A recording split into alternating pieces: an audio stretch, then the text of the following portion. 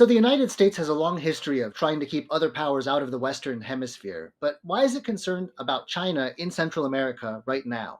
So this is all part of Trump's policy of America first, and now in terms of the Americas first, Trump has put a lot of emphasis in the Americas, basically shifting the Biden's administration's interest in the Pacific and now turning to America, specifically due to Trump's immigration policies and also Chinese growing influence in Latin America.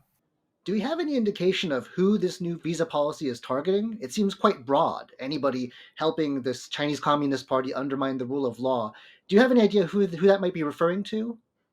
It is definitely very broad, and well, there's no clear indication about who the State Department is referring to, but potentially it could be regarding to uh, high-profile politicians that have ties with China and have benefited from Chinese investment in the region.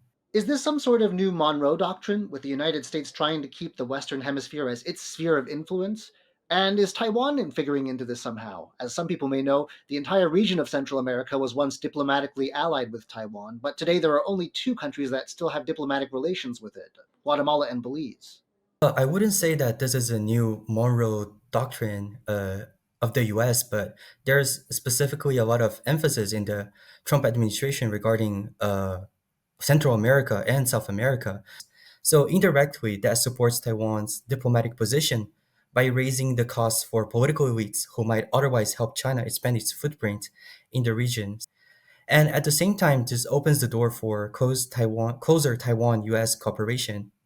And if officials in Central America worry about jeopardizing their US ties, Taiwan and Washington can step in with deeper economic engagement, new development projects, and other alternatives to Chinese involvement. Of course, there's also a risk. If the US relies only on visa restrictions without offering credible alternatives, Beijing could respond by increasing its own incentives to keep or win over governments in the region. So while this move is helpful to Taiwan, it's only part of a much larger contest.